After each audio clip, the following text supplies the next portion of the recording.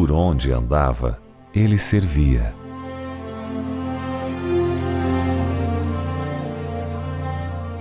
Foi o mais humilde dos homens que aqui viveu.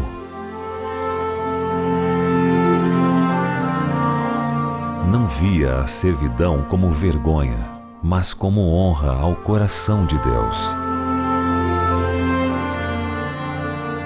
Servir à humanidade era seu caminho diário e não havia alegria maior.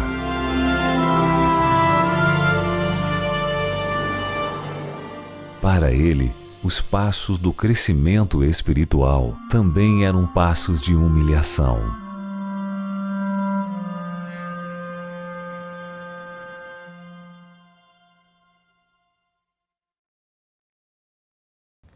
Olá, seja bem-vindo a essa semana especial de estudo da Bíblia. Por ocasião da Semana Santa, estamos reunidos em casas, nos nossos lares, nos pequenos grupos, aprendendo mais a respeito do ministério de Jesus. Nessa semana especial, nos Passos de Jesus, um caminho de esperança. Estamos aqui na casa da Julimar, que é a anfitriã do nosso pequeno grupo. Ao longo dessa semana, ela vai estar nos recebendo e outros convidados também, que eu queria que você apresentasse agora, Julimar. É uma alegria, mais uma vez, estarmos aqui reunidos, pastor. Eu gostaria de apresentar um casal muito especial, é o Fábio e a Ellen. E mais uma vez estamos com o Daniel Lidke e aqui com o Paulo, líder do nosso pequeno grupo. Ok, muito bem. Nós estamos prontos para começarmos mais um estudo da Bíblia. O Paulo, que é o líder desse pequeno grupo, vai ler o texto bíblico, que você já pode tomar a sua Bíblia agora, abri-la, João capítulo 13, nós iremos ler dos versos 1 a 5. Agora, antes de abrirmos a palavra de Deus, eu quero convidar você para orarmos. E eu queria pedir a nossa convidada especial de hoje, a Ellen, que fizesse essa oração para nós. Ok, vamos orar então. Querido bom Deus, muito obrigado, Senhor, por tudo que o Senhor tem feito a cada um de nós aqui. Nos conduza, Senhor, agora nesse estudo, que o Senhor possa abrir a nossa mente e que possamos entender um pouquinho mais de Ti. Nos abençoe, é o que peço em nome de Jesus. Amém. Amém. Vou pedir então, Paulo, para o nosso líder, por favor, João 13, 1 a 5, você que está em casa nos assistindo, participe também da leitura do texto bíblico de hoje. Ora, antes da festa da Páscoa, sabendo Jesus que era chegada a sua hora de passar deste mundo para o Pai, tendo amado os seus que estavam no mundo, amou-os até o fim. Durante a ceia, tendo já o diabo posto no coração de Judas Iscariotes, filho de Simão, que traísse a Jesus, sabendo este que o Pai tudo confiava às suas mãos, e que ele viera de Deus e voltava para Deus. Levantou-se da ceia, tirou a vestimenta de cima e, tomando uma toalha, cingiu-se com ela. Depois, deitou água na bacia e passou a lavar os pés aos discípulos e enxugar-lhes com a toalha que estava cingido. Obrigado, Paulo. Nós estudamos ontem, em nosso pequeno grupo, a atitude de Maria a ungir os pés de Cristo. E Jesus disse para o grupo que ela fez aquilo ungindo a ele para o seu sepultamento. Essa experiência provavelmente aconteceu na noite de sábado, que antecedeu a sua crucifixão. Quando foi no domingo pela manhã, Jesus foi para Jerusalém. Quando tem aquele episódio dele entrando na cidade, montando num jumentinho. E agora nós estamos aqui, já na quinta-feira à noite, da Semana Santa, no momento em que Jesus manda os discípulos prepararem a Páscoa e antes de cearem, ele agora apresenta um novo ritual, que seria um ritual para a igreja cristã daí por diante. A cerimônia do lava-pés. Eu não sei se vocês já ouviram dizer, mas era hábito, né? Quando alguém chegava nos tempos bíblicos, na casa de outrem, esse que recebia tinha o hábito de lavar os pés por causa das estradas empoeiradas e tudo mais. Então, por certo, no cenáculo, ali havia uma bacia com água, esperando que alguém lavasse os pés uns dos outros. Mas ninguém tomou a atitude, não é isso? Quando você olha para o fato de que Jesus tomou essa atitude e Jesus assume esse papel, o que vem à sua mente? Por que Jesus fez isso nesse momento especial? Mostrou humildade. Eu acho que Jesus queria passar para as pessoas que não importa quem você é, você pode servir alguém. Eu vejo por isso. Interessante, né? Jesus queria ensinar pelo exemplo que nós podemos servir, né, o próximo. Paulo. Na verdade, aquele que imita Jesus, quer ser igual a Jesus, ele tem que servir, é o servo, ele é o suporte, aquele que eleva outra pessoa para um patamar maior. Aqui ele quis demonstrar de uma forma muito clara, temos que ser humildes, temos que servir, temos que ajudar o outro. Se o mundo fizesse isso, o mundo seria melhor. Hoje, muita gente pensa em si, é egoísta, e o mundo hoje sofre por causa disso. Então, nós devemos aqui sempre buscar o ensinamento de Cristo. Se você é cristão, seja como ele. Um outro detalhe interessante que me chama a atenção é que ali estavam os 12, né? Inclusive Judas. Você já pensou qual foi o sentimento de Jesus ao se colocar diante de Judas e lavar-lhe os pés, sabendo de que ele seria aquele que o entregaria? Já pensaram nisso? Qual foi a reação de Judas ao ter Jesus lavando os seus pés? Eu acredito assim, é muito interessante, por exemplo, até uma situação, por exemplo, pai e filho, por exemplo. Às vezes o pai sabe que o filho errou, mas ele espera que o filho fale para ele assim, olha, pai, desculpa, alguma coisa assim. No caso de Jesus, ele sabia que Judas ia errar, né, ia pecar, e ia entregar ele e tal.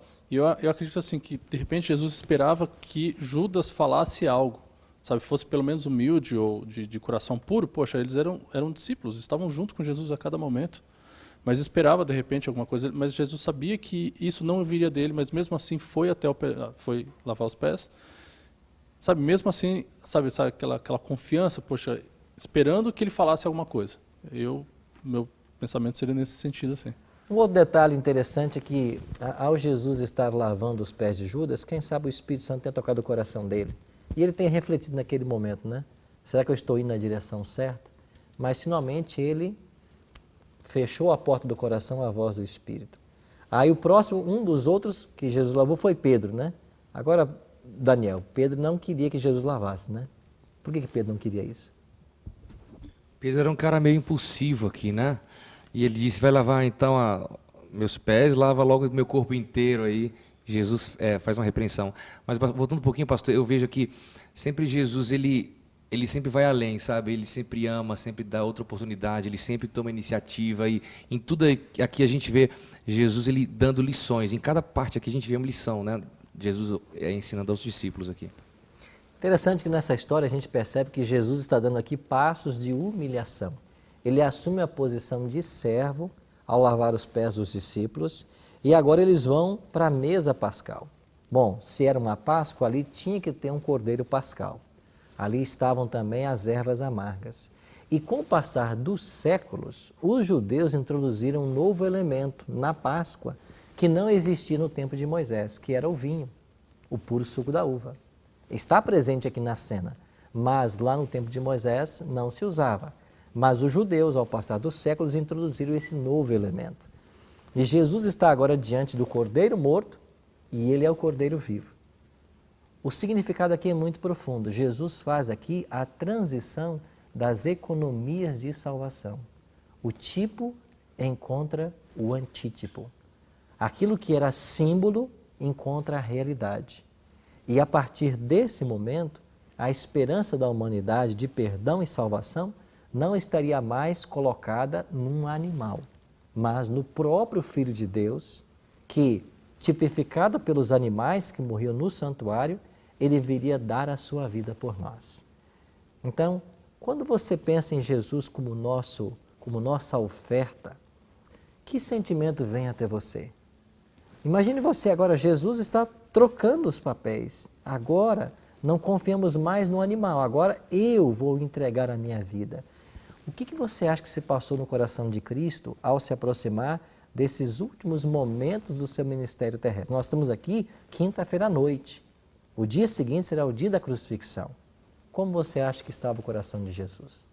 Estava bem amargurado, mas eu penso que o amor dele por nós era maior. Então ele ia até o fim, por mais que ele tivesse com o coração apertado. É verdade, o amor o levou até a cruz, não é isso? E nós podemos também hoje ter essa mesma atitude. Existe uma lei no céu que ensina que só o amor desperta o amor. Nós só iremos amar a Deus, a Cristo, quando entendermos a manifestação desse amor através da cruz. Por isso eu vou pedir ao nosso amigo Daniel, ele vai cantar agora uma canção, e enquanto ele cantar eu queria que você refletisse. Nós estamos respondendo a esse amor maravilhoso de Jesus? Ele, sendo o Senhor e Mestre, assumiu a posição de servo. Nós estamos também imitando a Ele nos passos de humilhação, servindo o nosso próximo e sendo um servo acima de tudo? Pense nisso enquanto ouviremos essa canção.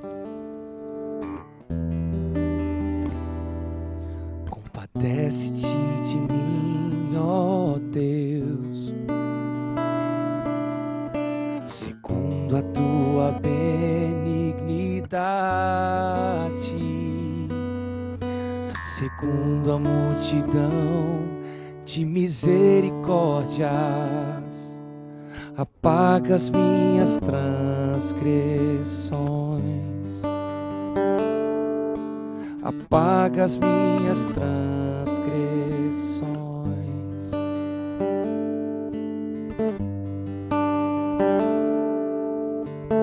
Lava-me completamente, purifica o meu pecado, pois Ele sempre está diante de mim. Pequei somente contra ti, pequei somente contra ti.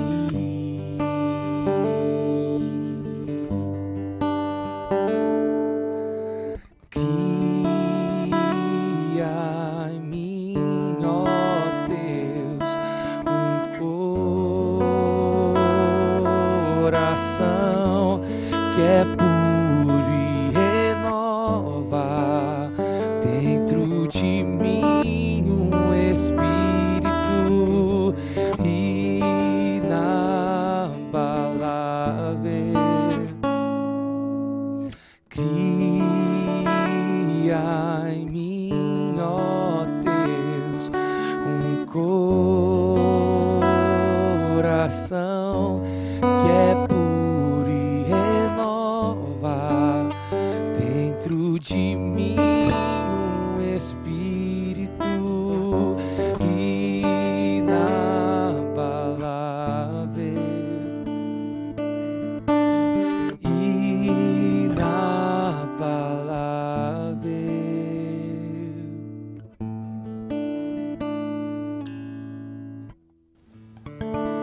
Não é maravilhoso ver aqui um retrato do Cristo no contato com os seus discípulos?